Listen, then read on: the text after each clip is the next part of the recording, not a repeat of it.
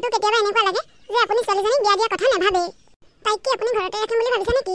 30 বছৰ বয়স হ'লহি আৰু কেইদিনমানৰ পিছত 30 উকলি 31ত সোমাব। 30-31 বছৰীয়া ছোৱালী এজনীক কইনা হ'লেও ভাল নালাগে। মানুহে বুবু বাবা কৰিব যে ইমান দিনৰ মূৰত ধৰা পাইছে, ছোৱালীজনী কিবা আছিলেই নেকি? কেইবাঘৰো মানুহে চাবলৈকে আহিছে। আপুনি ইঘৰকো পচন্দ নকৰে, সিঘৰকো পচন্দ নকৰে।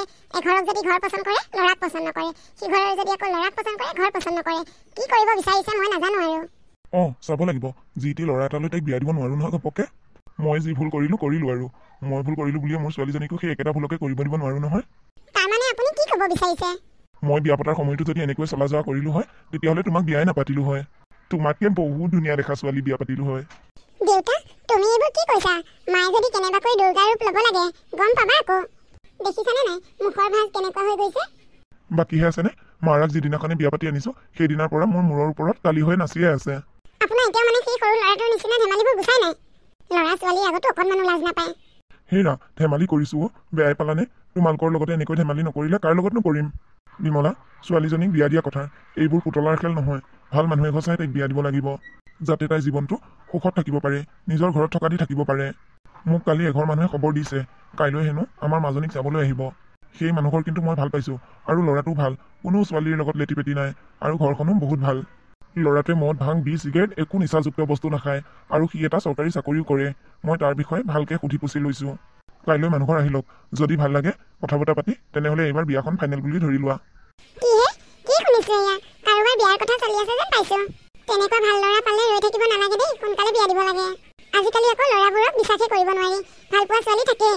স্বপ্না, তুমি এয়া কি কথা কৈছা? ল'ৰাই হওক বা ছোৱালীয়ে হওক, সকলোৱে বিয়াৰ আগতে কাৰোবাৰ নহয় কাৰোবাৰ লগত প্ৰেম হয়েই। সেই বুলিয়েতো আৰু চবকে বিয়া নাপাতে। সময়ত বিয়া মাথো এজনীকেই পাতে আৰু সেইজনীকে জীৱন সংগী হিচাপে লৈ গোটেই জীৱনটো কটায়। বিয়াৰ আগত ল'ৰা ছোৱালীয়ে কৰা প্ৰেমৰ সম্পৰ্কবোৰ সেইবোৰ ধৰি থাকিবলগীয়া কথা নহয়। সেইবোৰ মাথো যৌৱনৰ এটা ফূৰ্তিহে। সকলোৱেতো প্ৰেম কৰা ছোৱালীজনীকে বা ল'ৰাটোকে নাপায়। সেইটো অৱশ্যে ঠিকেই কৈছা। আপুনিও দেৰি কৰি থাকিবলৈ নালাগে, ল'ৰা ঘৰক আহিবলৈ দিব। মইতো কৈছোৱে কাইলৈ আহিম বুলিয়ে কৈছে দেখোন। মুঠতে এতিয়া আলহী খুৱাবলৈ যাৰ যোগাৰ কৰাহে কথা। কাইলৈ দুপৰীয়া পাবহিয়ে। মোক মোনাখন দিবাহিচোন, মই বজাৰৰ পৰা এপাক আহোগৈ। বা, ল'ৰা ঘৰৰ মানুহ অহা কথা, ধেৰ কাম কৰিব লাগিব দেই। ঘৰটো ভালদৰে চাফা কৰি থব লাগিব, ৰুমৰ পৰ্দাবোৰ সলাই দিব লাগিব। নতুন পৰ্দা আছেনে নাই? আছে।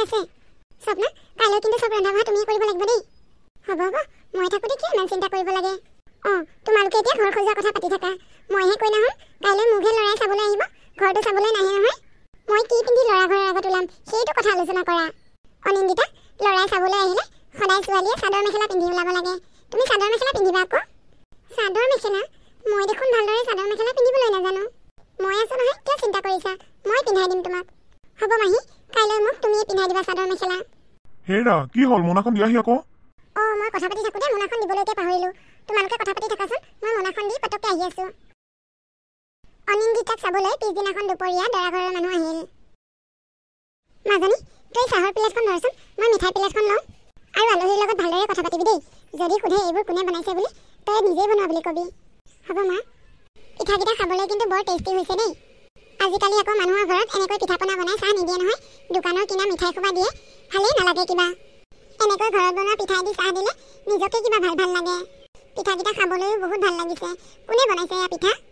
আমাৰ ঘৰত পিঠা পনা বনোৱা কাম আমি নকৰোৱেই, চব আমাৰ ছোৱালীজনীয়ে কৰে। কালি পিঠা বনাবলৈ সময়ে নাপালে। আজি ৰাতিপুৱা 4টা বাজিতে উঠিছে পিঠা বনাব লাগে বুলিয়ে। ঘৰৰ সকলোবোৰ কাম কাজ মোৰ ছোৱালীজনীয়ে কৰে, মোক একোৱেই কৰিবলৈ নিদিয়ে। খুৰী, আপুনি একেবাৰে টিভি চিৰিয়েলত কথা কোৱা দি কৈছে।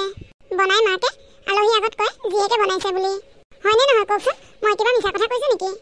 পিংকিৰ কথা শুনি সকলোৱে মনে মনে থাকিল। ইটোৱে সিটোৱে মুখলৈ চোৱাচুই কৰিলে। পিংকি, অলপ মনে মনে থাক। এয়াতো চিৰিয়েল পাইছ নেকি? এয়া ৰিয়েল হয়। একো নহয় দিয়া, তাই অকণমান ধেমালি কৰিছে, ভালহে লাগিছে। পিংকি, খোৱা, তুমি দেখোন ভালকে একোৱেই খোৱা নাই। খুৰী, এতিয়া কৈছে খাবলৈ, গোটেইখিনি খাই থ'ম যেতিয়া। আমি যোৱাৰ পিছত আকৌ কৈ নাথাকিব কি ছোৱালী এজনী, প্লেটত যিমানবোৰ চাহ খোৱা নাস্তা দিছিলোঁ গোটেইবোৰ খাই পেলালে। তাই সেইটো পেট নে দুমুনীয়া বস্তা। প্ৰতি 2 মিনিট 3 মিনিটৰ মূৰে পিংকিয়ে কিবা এটা নহয় কিবা এটা কৈ যায়েই। আপোনালোকে ভণ্টিৰ কথাবোৰত বেয়া নাপাব। নাই, কিয় বেয়া পাম আকৌ? আপোনাৰ ছোৱালী অনিন্দিতাক মোৰ পচন্দ হৈছে। আপোনালোকৰ খবৰটো আমাক জনাব। পিছত জনাবলগীয়াকে আমাৰ একো আপত্তি নাই, আমাৰ তোমাক পচন্দ হৈছে। তেনেহ'লে ভাল দিন এটা চাই বিয়াৰ ডেটটোহে ঠিক কৰিব লাগিব।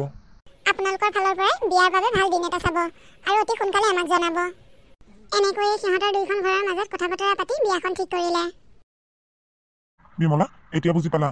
আগতে অহা সম্বন্ধবোৰ মই কিয় নাকচ কৰিছিলোঁ দেখিছা ল'ৰাটো কিমান ভাল কিমান সুন্দৰকৈ কথা বতৰা পাতিছে আগতে অহা ল'ৰাবিলাকে এনেকৈ কথা পাতে জানো মাকৰতো মাতেই নাই পুতেকে যি কৈছে তাকে হাঁ বুলি কৈছে মইতো জানিছিলোৱে আপুনি যি কৰে ভালৰ কাৰণে কৰিব তথাপিও মাকৰ মন দিয়কচোন লগৰ ছোৱালীবোৰ ইজনী সিজনীকৈ বিয়া হৈ গৈ আছে মোৰ জানো মনটো বেয়া নালাগে মানুহঘৰ কিন্তু সঁচাই ভদ্ৰ দেই সঁচাকে আমাৰ অনিন্দিতাকো ইমানবোৰ বস্তু দিছে ভবাই নাছিলোঁ এদিনতে যে ইমানবোৰ বস্তু লৈ আহিব কিন্তু ননন্দীয়েকজনীহে অকণমান চতুৰ যেন পাইছোঁ কথাবোৰ একেবাৰে গাত বিন্ধি যোৱাকৈ কয় ছোৱালী মানুহে কেইদিনো সেইখন ঘৰত থাকিব এদিন নহয় এদিনতো তাইকো আন এখন ঘৰলৈ বিয়া দি উলিয়াই দিব তেতিয়াতো আৰু ঘৰখনত আমাৰ মাজনী বাহিৰে আৰু কোনোৱে নাথাকিব মাহীয়ে কোৱা কথাটোৱে হয় বনীয়েকজনীৰ মুখখন অকণমান চোকা তুমি ভয় কৰিছা নেকি অনিন্দিতা নাই সেইখিনি আৰু অলপ চলপ কিবা থাকিবই মই সেইখিনি মিলাব পাৰিম মাজনী একেবাৰে ভয় নকৰিবা সেইখন ঘৰতনো তাই কেইদিন থাকিব তাইও এদিন লোকৰ ঘৰৰ বোৱাৰী হ'বগৈ এতিয়া আৰু তোমালোকে বাহিৰা কথাবোৰত লাগি নাথাকিবা বিয়ালৈ মাজত মাত্ৰ এমাহে আছে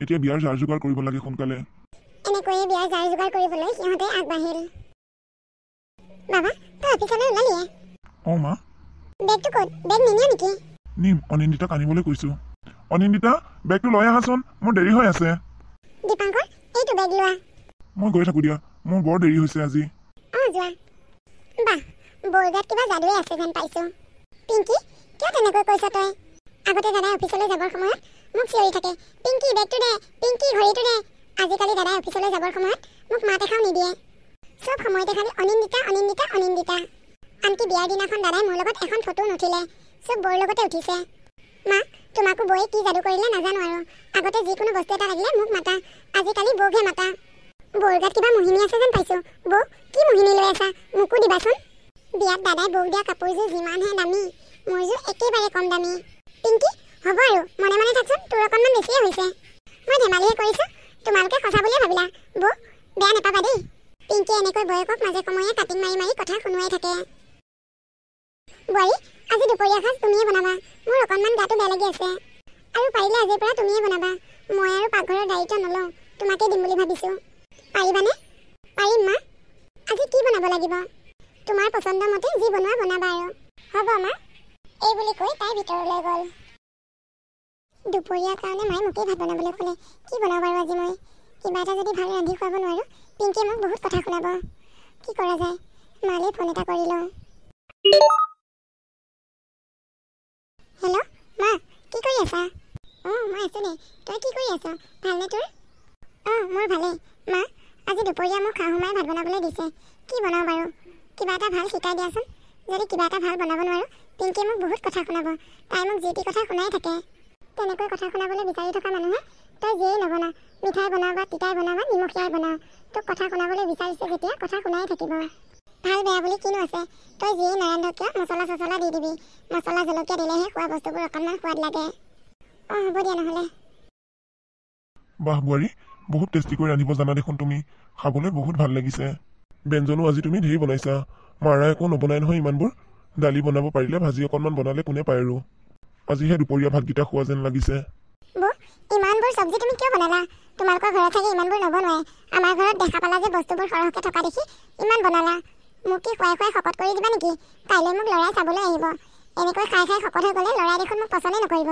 মই ঘৰতে থাকিব লাগিব গোটেই জীৱন মোক তাৰমানে তোমাৰ বিয়া দিবলৈ মন নাই ন বৌ চিন্তা নকৰিবা দিয়া বিয়াৰ পিছত মই অহা যোৱা কৰিয়ে থাকিম ঘৰলৈ বোৱাৰী আমাৰ পিংকিকো শিকাই দিবাচোন এনেকৈ ৰন্ধা বঢ়া কৰিবলৈ এইজনী আকৌ একো ৰন্ধা বঢ়া কৰিব নাজানেই নহয় কাইলৈ পৰহিলৈ এখন ঘৰত বিয়া হৈ গ'লে কি কৰিব তাইহে জানে আৰু দেউতা তুমি চিন্তা নকৰিবা আজিকালি ৰন্ধা বঢ়া কৰিব নাজানিলে একো কথা নাই চব অনলাইনত আনিব পাৰে দেউতা আৰু এটা কথা তোমালোকে যে মোক বিয়া দিয়া কথা কৈ থাকা তোমালোকে তাৰমানে মোক খেদু খেদু কৰি আছা ন বিয়া হৈ গ'লেও কিন্তু মই এইখন ঘৰ নেৰোঁ মই ইয়ালৈ আহিয়ে থাকিম আহিবা আহিবা পিংকি কিয় নাহিবা আকৌ এইখন তোমাৰ ঘৰ কথাতে কথা মিলাই কৈছোঁ আৰু এইজনী কেতিয়া বিয়া হৈ যায় এইজনী বিয়া হৈ গ'লেহে শান্তি পাম হে ভগৱান এই বিয়াখন সোনকালে ঠিক কৰি দিয়া বৌ কিবা ভাবি আছা নেকি হা অঁ নাই নাই কি ভাবিম আকৌ বোৱাৰী ঢেৰ বাহিৰা কথা পাতি আছোঁ যোৱা তোমাৰ ভাতকেইটাও বাঢ়ি আনা আমাৰ লগত একেলগে খোৱাহি নেলাগে মা মই পিছত খাম দিয়ক শহুৰ শাহুৰৰ লগত সমানে বহি ভাত খাবলৈ নাপায় নহয় এইবোৰ নিয়ম আৰু আজিকালি মানি থাকিব নালাগে যোৱা আনাগৈ পিছত তুমি অকলে অকলে কেনেকৈ ভাত খাবা